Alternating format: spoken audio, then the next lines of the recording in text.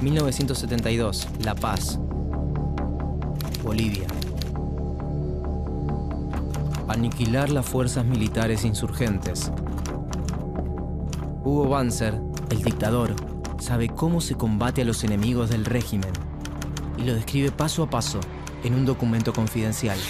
Aniquilar a todo elemento extranjero. El Banzerato, una forma más de terrorismo de Estado latinoamericano.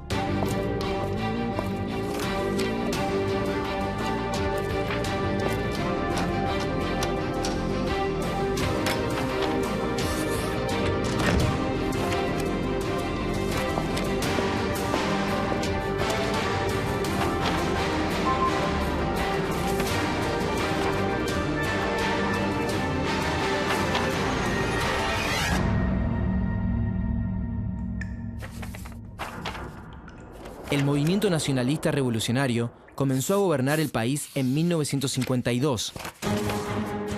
Llegaron al poder luego de un alzamiento popular que estableció en el gobierno a Víctor Paz Estenssoro. Nació en Tarija el 2 de octubre de 1907. Nacionalizó las minas de estaño, impulsó una reforma agraria que repartió la tierra entre los campesinos y estableció el sufragio universal. Tenía el apoyo de campesinos y mineros, en su mayoría indígenas, y se enfrentaba a los sectores económicos acomodados. El movimiento se mantuvo en el poder durante más de una década, hasta 1964. El 4 de noviembre de ese año, los periodistas que esperaban en la puerta de la Casa de Gobierno vieron salir a Paz Estenssoro, que cumplía su tercer mandato como presidente. ¿A dónde va?, le preguntaron. A inspeccionar los puestos militares, dijo el primer mandatario. Pero la realidad era otra. Al presidente lo esperaba un avión en el aeropuerto para escapar hacia Lima. El desgaste de 12 años del MNR en el poder, la pérdida del apoyo de las bases populares y la presión de la oposición debilitaron su gobierno.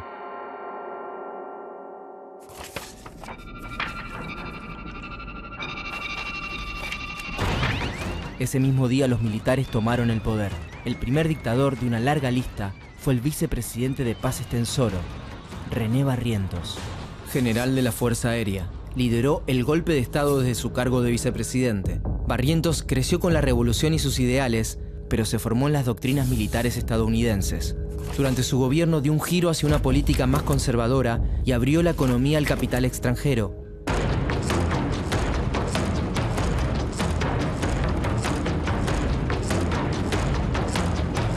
El general mantenía vínculos muy cercanos con la CIA, la Central de Inteligencia Norteamericana.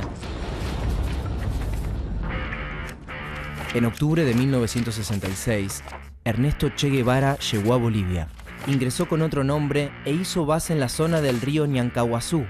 Desde ahí, quería empezar la revolución al sur del continente.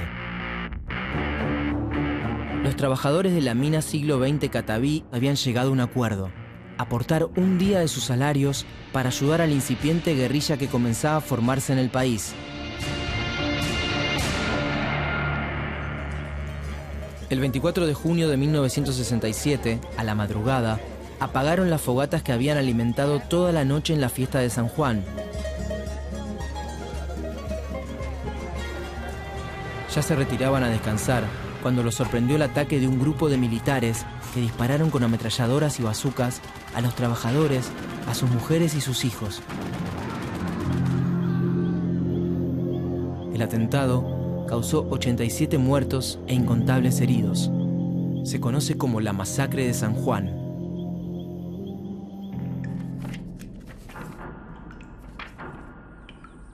El 9 de octubre de 1967, en La Higuera, oficiales de las Fuerzas Armadas capturaron al Che Guevara y lo ejecutaron de manera clandestina, sin juicio previo.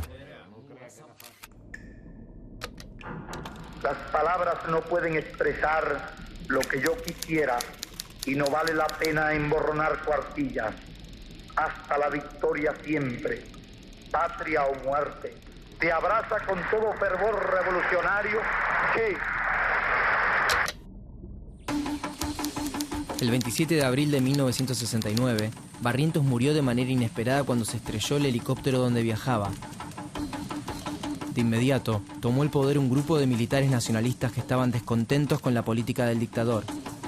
Alfredo Bando I y luego Juan José Torres intentaron reflotar algunas de las medidas que había tomado la Revolución Boliviana. Nacionalizaron empresas, retiraron tropas militares de las minas y de la universidad, devolvieron la legalidad a la Central Obrera Boliviana, aumentaron los sueldos y repartieron nuevas tierras entre los campesinos más pobres. Durante su presidencia, Torres fue más allá todavía. Creó una asamblea popular formada por fuerzas políticas, sindicales, obreros y campesinos que proponían medidas de gobierno. Una de ellas, la creación de milicias populares para defender los logros de la revolución en marcha. Esa idea fue intolerable para las Fuerzas Armadas. También para Estados Unidos, que temía la irrupción de focos socialistas en América Latina. No quería otra Cuba en su área de influencia. En la madrugada del sábado 21 de agosto de 1971, el presidente llamó a los bolivianos a resistirse al golpe de Estado, que parecía inminente. Universitarios, obreros y miembros del Ejército de Liberación Nacional, la guerrilla que había formado el Che Guevara, salieron a las calles, pero estaban desorganizados. A las 18:30, 2 aviones dispararon desde el aire sobre los manifestantes. Cientos de personas fueron apresadas y aún se desconoce el número de muertos. Comenzaba así el régimen de Hugo Banzer Suárez. El dictador boliviano nació en Concepción el 10 de mayo de 1926 y gobernó el país entre 1971 y 1978. Este proceso surgió simple y llanamente porque veíamos a nuestra patria hundirse en el comunismo. Y por eso las Fuerzas Armadas de mi patria, junto con su pueblo, se han levantado contra ese proceso. Eso es todo. En el país contaba con el apoyo de los altos mandos de las Fuerzas Armadas, pero también del movimiento nacionalista revolucionario, de Paz Estenssoro, el mismo que en 1952 había comenzado un camino revolucionario. Banzer alimentó la amistad con Estados Unidos a través de leyes que favorecían las inversiones del capital extranjero. El gobierno devaluó un 67% el peso boliviano para obtener un préstamo de $24 millones del Fondo Monetario Internacional. El costo de vida aumentó, los salarios cayeron. Frente a las protestas populares, la única respuesta fue la represión, la cárcel y el exilio. En el campo, las medidas económicas y también la represión se hicieron sentir con más fuerza. Más aún, cuando el 20 de enero de 1974 se bajaron los subsidios de una serie de productos de primera necesidad, como la harina, el aceite y el azúcar. 4 días después, los campesinos bloquearon las principales rutas del país. La respuesta del gobierno no se hizo esperar. El Banzerato asesinó a cientos de campesinos. No hubo bajas militares. Después de la masacre del Valle, Bolivia ya no volvió a ser la misma.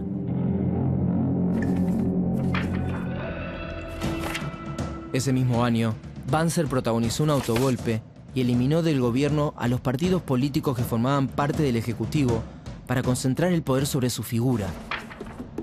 Pretendía quedarse hasta 1980. La vida cotidiana de los bolivianos se deterioraba día a día. En 1976 había 2.134 médicos para 6 millones de habitantes y solo el 44% de la población tenía agua potable y cloacas. En la década de los 70, las fronteras latinoamericanas dejaron de ser físicas para convertirse en ideológicas. Banzer tenía un vínculo cercano con la Argentina. De joven se había formado en el colegio militar. Ambos países eran socios en el Plan Cóndor, una sociedad criminal establecida por los represores del Cono Sur y digitada desde Estados Unidos para ayudarse en la tarea de localizar y asesinar a sus víctimas. De los 150 desaparecidos bolivianos, 35 fueron secuestrados en Argentina. El 2 de junio de 1976, una noticia sacudió a todo el país. En Buenos Aires, asesinaron a tiros al expresidente Juan José Torres. La muerte de Torres desgastó todavía más la imagen del Banzerato, que reprimió cada una de las manifestaciones en su contra. En 1977, el dictador hizo un último intento para levantar su imagen. Banzer inició negociaciones diplomáticas con su par chileno Augusto Pinochet para recuperar la salida al mar que Bolivia había perdido en 1879. Quería apelar al sentimiento patriótico de los bolivianos, pero Chile solo aceptó seguir adelante con el diálogo bajo la consigna de anexar otros territorios bolivianos. No bien las exigencias del país vecino salieron a la luz, el desprestigio de Banzer se duplicó. Lo acusaban de traidor. La resistencia empezaba a rearmarse. A su gobierno le quedaba poco tiempo. El 28 de diciembre de 1977, las esposas de 4 mineros exiliados ingresaron al Arzobispado de La Paz y comenzaron una huelga de hambre. El 31 de diciembre se sumó un segundo grupo de mujeres que se dirigió a las oficinas del periódico Presencia. Después de 14 días, más de 500 personas participaban de la protesta y a mediados de enero superaban las 1000. Pedían una amnistía general para todos los presos políticos y exiliados, trabajo para los mineros despedidos después de las huelgas y el retiro de las tropas de los puestos de trabajo. Banzer ya no detentaba el mismo poder que en 1971 y no podía reprimir sin consecuencias a más de 1000 huelguistas debilitados por el hambre. El 18 de enero al anochecer, el dictador se vio obligado de responder a las demandas, a todas. Y Banzer tuvo que llamar a elecciones. El día de los comicios, la dictadura utilizó una última carta para dar como ganador al candidato oficialista: el fraude electoral. Las elecciones fueron anuladas. Los golpes de Estado y la violencia continuaron en Bolivia por 4 años más. El 17 de septiembre de 1982, la Central Obrera Boliviana llamó a todos los trabajadores a una huelga general que puso al país al borde de una guerra civil. Los sindicatos no estaban dispuestos a negociar, pero además, el clima internacional comenzaba a cambiar. Estados Unidos, que en la década de los 70 apoyaba a cada uno de los regímenes autoritarios de la región, ya entonces se declaraba a favor del respeto a los derechos humanos y la democracia. El 5 de octubre de 1982, el Congreso Nacional decidió declarar como válidas las elecciones realizadas en el país en 1980, que habían dado como ganador a Hernán Siles Suazo, un político de larga trayectoria en Bolivia. 3 años más tarde, traspasó su banda a otro presidente constitucional, Víctor Paz Estenssoro. 18 años después de que las armas tomaran por la fuerza el poder del Estado, se terminaba la larga noche de la dictadura boliviana. La democracia encontró una Bolivia devastada por la pobreza y las ausencias. Las Fuerzas Armadas continuaron influyendo en la vida del país por muchos años más. Sus crímenes y masacres continúan en la memoria del pueblo boliviano.